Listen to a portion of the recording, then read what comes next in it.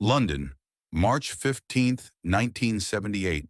The bottle flew through the air at Hammersmith Odeon with deadly precision, missing Bob Marley's head by mere inches before exploding against his amplifier in a violent shower of glass and foam. "Go back to Jamaica, you black monkey!" The scream cut through 3,000 voices like a knife through silk. Bob stopped playing mid-song, his dreadlocks swaying as he looked into the audience with more sadness than anger, more disappointment than fear. What happened in the next 12 minutes would shock everyone in attendance and create one of the most powerful moments in concert history, all because an unexpected hero stepped out of the wings to prove that courage isn't just contagious, it's unstoppable when one person decides that silence is no longer an option. If you love discovering the untold stories behind music, history's most transformative moments, hit that subscribe button now because we uncover the hidden moments that shape the legends we know today. Hammersmith Odeon buzzed with anticipation for what promoters were calling a night of musical royalty. Bob Marley and the Wailers were headlining, fresh off their breakthrough success with Exodus, an album that had transformed Bob from a cult figure into an international phenomenon. Queen, led by the flamboyant Freddie Mercury, was scheduled to perform a special acoustic set as the opening act, a rare stripped-down performance that promised intimacy in a venue known for spectacle. It was an unusual pairing that raised eyebrows across the music industry. Bob's roots reggae and Queen's theatrical rock seemed to exist in different musical universes, occupying separate planets in the constellation of popular music. But the venue was celebrating diversity in music, bringing together artists who represented different cultures and sounds under one roof. A noble experiment in unity that was about to face its greatest test. However, not everyone in London was ready for this kind of musical integration. The late 1970s were a tense, volatile time in Britain. The National Front, a far-right political party, was gaining frightening support with their anti-immigration rhetoric that painted anyone not born on British soil as an invader, a threat, a problem to be solved through exclusion and hate. Punk rock was emerging with its rebellious energy and anarchic spirit, but alongside its legitimate anger came certain groups that twisted the movement's fury into racial hatred, using the chaos of punk as cover for something far more sinister and ancient. Bob had been warned before the show that there might be trouble. His security team had received anonymous threats throughout the week, phone calls promising to teach that Jamaican a lesson about whose country this really is, letters filled with racial slurs and promises of violence. But Bob Marley had faced threats before, had stared down death itself. Growing up in Trenchtown, where poverty killed as efficiently as bullets, surviving the brutal political violence in Jamaica, where music and politics mixed into a deadly cocktail, dodging actual bullets from gunmen who tried to assassinate him in his own home, he wasn't going to be intimidated by anonymous cowards hiding behind phone lines and unsigned letters. "Music is love, man," Bob had told his band during soundcheck, his voice carrying that distinctive mix of certainty and gentleness that made even simple statements sound like profound wisdom. "We play for the people who want to hear truth. The ones filled with hate, they show themselves soon enough. And when they do, we answer with more love, not less." Freddie Mercury, preparing for Queen's opening set backstage, had overheard some of the conversations about potential trouble. As someone who'd experienced prejudice himself, born in Zanzibar to Parsi Indian parents, dealing with constant questions about his sexuality and identity, navigating a world that seemed determined to make him feel like an outsider everywhere he went, Freddie understood what it felt like to be judged for existing. But he'd never witnessed the kind of raw, visceral, racial hatred that seemed to be simmering around Bob's appearance tonight. There was something different in the air, something dangerous and electric that made even the roadies nervous. When Queen took the stage for their opening acoustic set, Freddie noticed immediately that the audience was divided in a way he'd never seen before.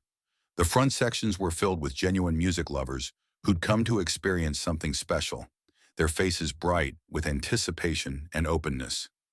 But scattered throughout the venue like landmines waiting to explode were clusters of young men with shaved heads and suspicious attitudes, their body language screaming aggression, their eyes cold with something that looked disturbingly like hunger. They clearly weren't there for the music. Queen's performance went smoothly, almost too smoothly, given the tension crackling through the venue. Freddie's voice soared through acoustic versions of Bohemian Rhapsody and Somebody to Love, his vocal control and emotional range captivating even the hostile elements in the crowd who seemed momentarily disarmed by pure talent. When they finished, the applause was enthusiastic and genuine. But Freddie noticed with growing unease that the troublemakers weren't leaving. They were staying for Bob Marley, and not for reasons of musical appreciation. They were waiting, watching, preparing for something that made Freddie's stomach twist with dread. Bob Marley walked onto the stage at exactly 9:30 p.m. to thunderous applause from most of the audience.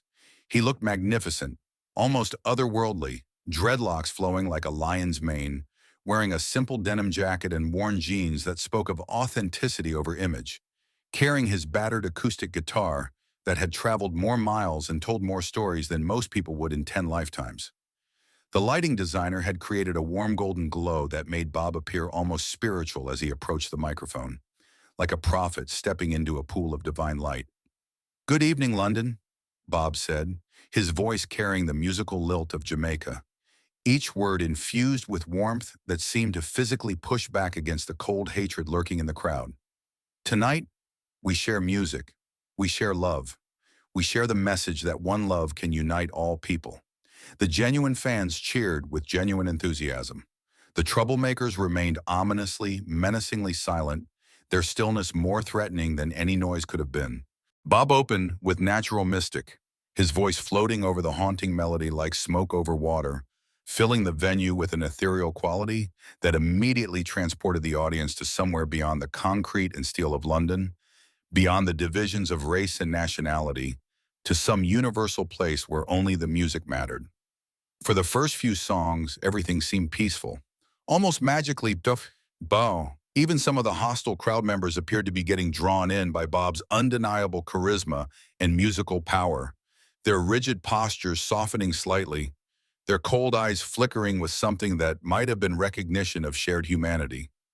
But the calm was deceptive, fragile, doomed to shatter. During No Woman, No Cry, as Bob sang about his memories of growing up in the government yards of Trenchtown, his voice thick with nostalgia and love for a place that had shaped him, someone in the balcony began shouting with deliberate cruelty, "We don't want to hear about your bloody ghetto.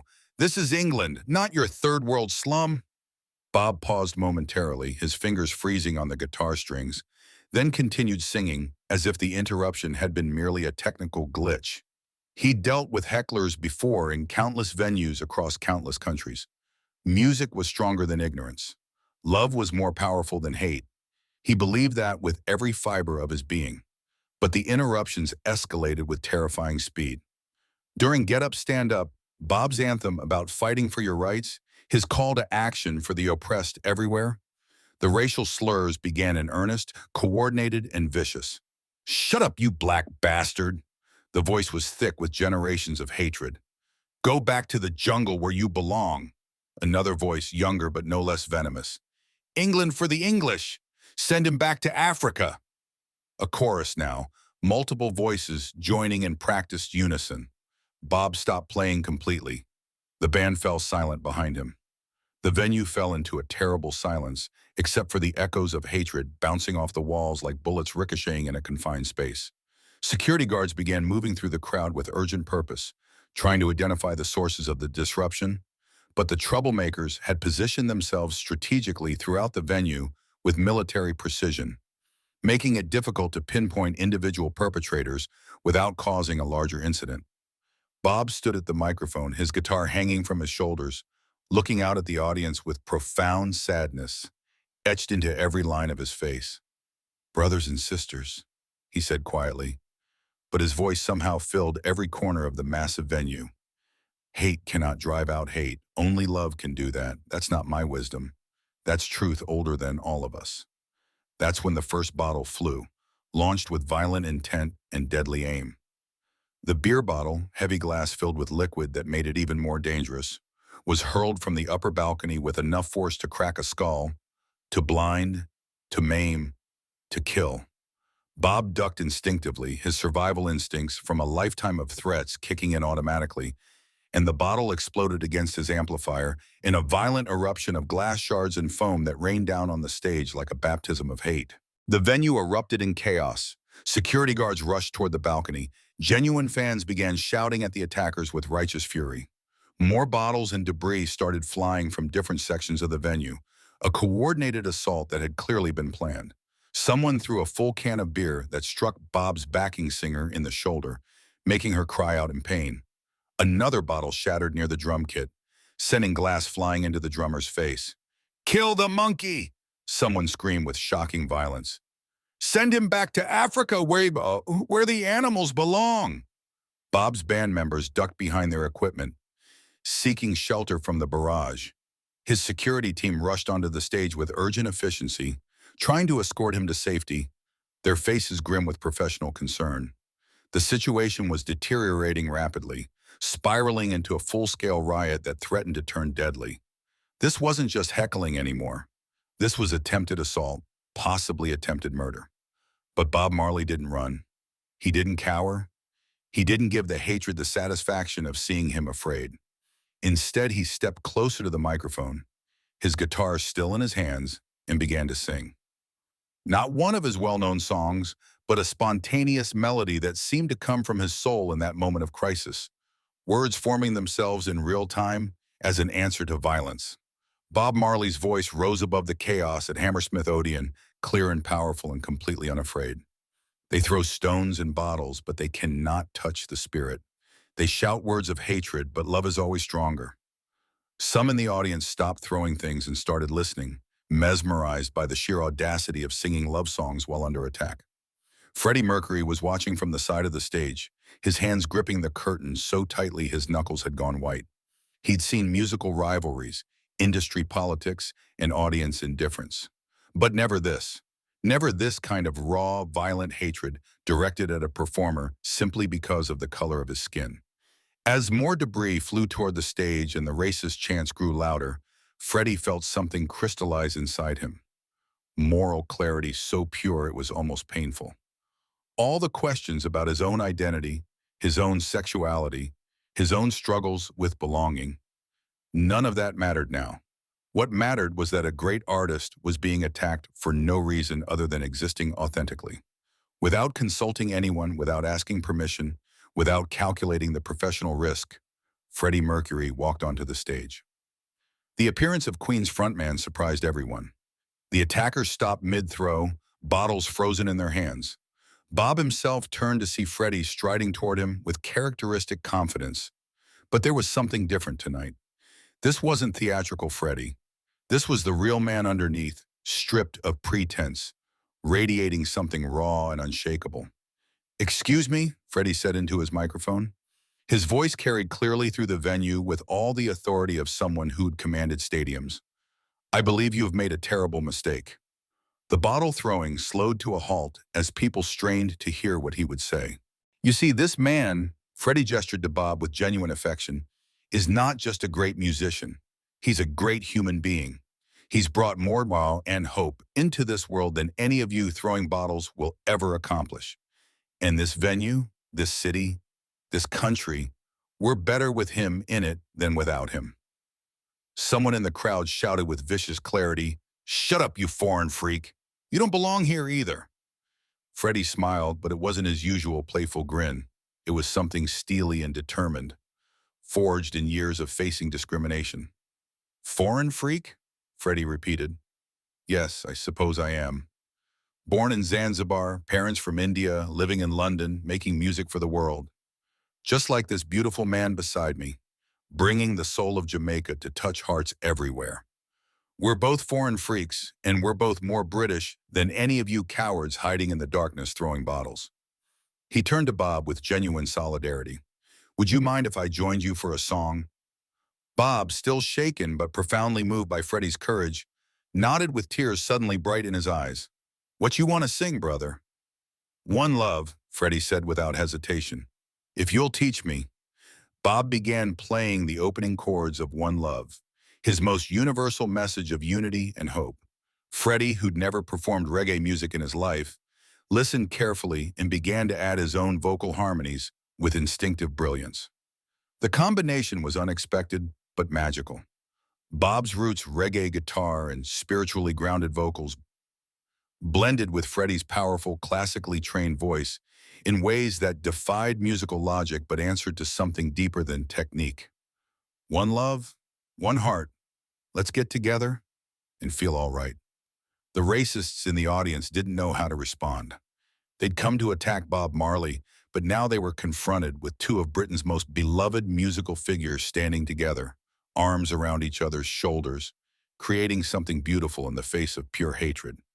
Some troublemakers continued shouting, but their hatred was increasingly drowned out by the majority of the audience who began singing along.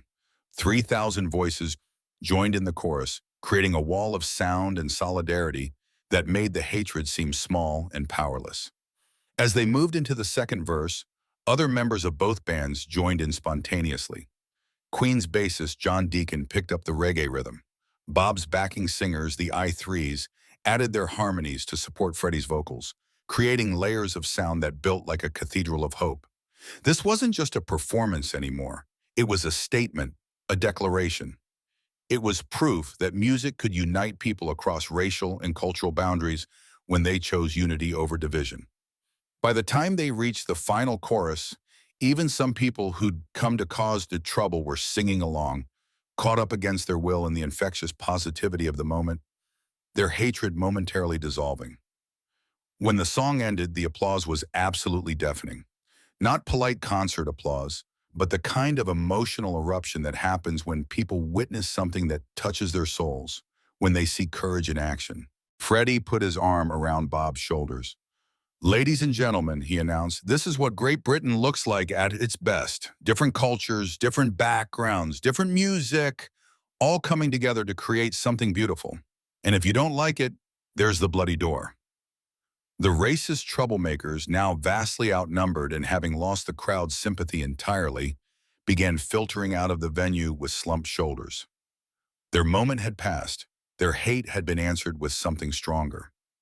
Bob completed his set without further interruption, performing with energy that seemed to draw strength from Freddie's solidarity. Freddie remained on stage for several more songs, learning reggae rhythms on the spot, adding Queen-style harmonies that gave Bob's music new dimensions. The concert ended with both bands performing together, creating an impromptu fusion that music critics would later describe as transcendent. Backstage afterward, as the adrenaline faded, Bob and Freddie sat together talking about music, identity, and the kind of courage that changes the world. "Why you do that, man?" Bob asked. "You could have stayed safe backstage." Freddie considered the question seriously.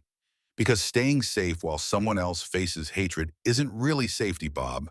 It's cowardice, and I refuse to be a coward when it comes to standing up for what's right. You know they might target you now, too," Bob warned with genuine concern. Freddie shrugged. "Let them try. I've been dealing with people who hate me for who I am my entire life. But tonight I learned something important. I don't have to face that hate alone. None of us do. When one person stands up, suddenly everyone finds the strength they didn't know they had." The friendship that began that night lasted until Bob's death in 1981. Freddie attended the funeral in Jamaica, performing One Love as a tribute to the man who taught him that courage is contagious, that sometimes all it takes is one person willing to stand up, and suddenly everyone finds the strength to do the same.